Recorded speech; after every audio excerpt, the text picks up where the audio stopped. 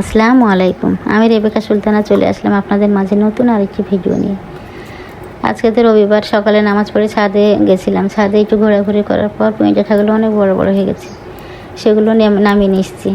আজকে সবজি রান্না করব, সেজন্য নামিয়ে এই যে কাটা বাছা করে নিচ্ছি। অফিসে নাকি মাংস নেবেন না, সেজন্য মাছ রান্না করতে হবে। অল্প করে মাছও রান্না করে নিব। আমি সবজিগুলো এভাবে কেটে নিচ্ছি। এই যে পুঁই ডাঁটা কাটতে কাটতে যে পাতার উপরে যে বোটা থাকে, সেগুলো আমি ফেলে না দিলে তেতো লাগে। কার কাছে কেমন লাগে বলতে পারবো না, আমার কাছে তেতো লাগে, সেজন্য আমি ফেলে দিই। কিছুদিন আগে শুনলেন খবরে যে কক্সবাজারে বাবা ছেলের মৃত্যু। আমার বড় ছেলের সাথে ছেলেটা পড়তো, খুব একসঙ্গে ছিল, ভাবিদের সঙ্গে মিশতাম। রাত্রে হঠাৎ করে আরেক ভাবি ফোন করে বলছে যেরকম সিফাতের আব্বু মারা গেছে। সকালে উঠেই তো আপনাদের ভাই আর আমি গেছিলাম 10টার দিকে, কিন্তু মাটি হয়ে গেছে, দেখতে পাইনি। দেখার অবস্থায় নাকি ছিল না, ফুলে গেছিলো, সেজন্য আগে আগে মাটি দিয়ে দিয়েছে। ভাবির সঙ্গে কথা বললাম, ভাবি নাকি ঈদ তারা কক্সবাজারেই করেছে। ছেলে, স্বামী, সন্তান সবাই মিলে ঈদ কক্সবাজারে করেছে। ঈদের পরের দিনই গোসল করতে নেমে এই ঘটনা ঘটে। কী অবস্থা দেখেন, ভাবির দিকতে তাকানো যাচ্ছে না। কীভাবে কী বলবো, কিছুই বলেন না। আল্লাহর কাছে দোয়া করা ছাড়া, আল্লাহ তাকে ধৈর্য শক্তি দিক। দেখা করে কথাবার্তা বলে চলে এসেছি।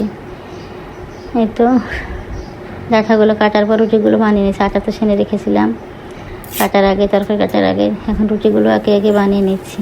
রুটি বানানো হয়ে গেছে, মাংস আছে, খেয়ে নেবে সকালে। যেহেতু সকালে উঠলে আমি রুটি বানাতে পারি, না হলে বানাতে পারি না। এবার পুঁই ডাঁটা দিয়ে মুসুরির ডাল রান্না করে নিচ্ছি। কয়েকটা কাঁঠালের বিচি ছিল, সেগুলো দিয়ে দিয়েছি, দিয়ে রান্নাটা করে নিচ্ছি। এদিকে তো মাছ ভেজে ধুয়ে লবণ হলুদ মাখিয়ে রেখে দিয়েছি। পরিমাণ মতো পানি দিলাম, দিয়ে ডাঁটাটা চাপিয়ে দিয়েছি। এই যে কাঁঠালের বিচি দিয়ে দিয়েছিলাম, তরকারিটা চাপিয়ে দিয়ে প্রতিদিনের কাজ আমার সব ফার্নিচারগুলো আমি একেবারে মুছে নেব। একদিন না মুছলে আর পাওয়া যাবে না, এত ধুলা। প্রতিদিন এভাবে একটু করে তরকারি দেখি আর সব ফার্নিচারগুলো মুছে নিই। সকাল সকাল কাজ না করলে রোদরে আর এদিকে আসা যায় না, রান্নাঘরে তো আসাই যাবে না, এত গরম। আজকে ভয় ছিল, আজকে বৃষ্টি হয়েছে, অল্প বৃষ্টি হয়েছে, আরও ফিকির করে হয়েছে অল্প, তারপরও প্রচুর গরম।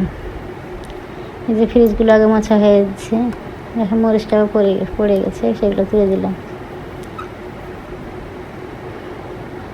ফ্রিজগুলো মুছে চলে যাব আবার তরকারিটা দেখে যে শেলফগুলো মুছে নিচ্ছি। ভেজা কাপড় দিয়ে আমি এগুলো প্রতিদিনই মুছে নিই, না হলে তো একদম কেমন যে লাগে, মনে হয় যে মন থেকে শান্তি পাওয়া যায় না। মুছে পরিষ্কার করে একদম ঘর বাড়ি ঝাড় দিয়ে মুছলে তখন একদম শান্তি। এদিকে তো আসি না সারাদিন, আবার রাত্রে কিংবা বৈকালে নাস্তা বানানোর জন্য আসা যায়, খুব গরম। এই তো ফার্নিচারগুলো একে একে সব মুছে নিচ্ছি। কবে থেকে যে রাজশাহীতে বৃষ্টি নাই, ঈদের আগে হয়েছে, এখন আর বৃষ্টি নাই, থাকাই যাচ্ছে না। ডাঁটা তরকারিটা তো হয়ে গেছে, নামিয়ে নিয়েছি।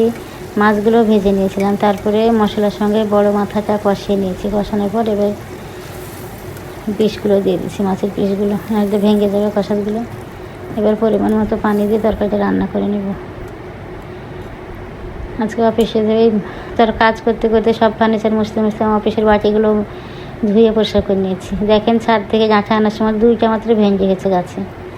মাছের সঙ্গে ভেজে নেব, ভাজা হয়নি, ভুলে গেছি, সেজন্য এমনি দিয়ে দিলাম, সাইডে খেয়ে নেওয়া হবে, রেখে দিলেই তো নষ্ট হয়ে যাবে। 2টা মাত্র ভেন্ডি। এই যে আমার ঘর বাড়ি একদম পরিষ্কার করে মুছে নিয়েছি। এখন ঝাড়ু দিয়ে আপনাদের ভাইয়া খেতে দিব, অফিসে চলে গেলে মুছে গোসল করলেই হয়ে যাবে এদিকের কাজ। গরমে তো এদিকে আর আসবোই না, এত গরম। আমার রান্নাঘরে কী পরিমাণ রোদ দেখেন, ফ্রিজের মাথার উপর কেমন রোদরে ছাটা পড়ছে। চলে আসলাম, মাছটা চাপিয়ে এভাবে সোফাগুলো মুছে নিব। সব ডাইনিং টেবিলটা মুছে নিয়েছি অফ ক্যামেরায়। সব ঘরের বিছানা ঝাড়ে নিয়েছি, শুধু ছেলে শুয়ে আছে, ওই রুমটা ঝাড়া হয়নি, পরে ঝেড়ে নেব। এই যে মাছ রান্না হয়ে গেছে, জিরা গুঁড়া ছিটিয়ে দিচ্ছি, দিয়ে নামিয়ে নেব।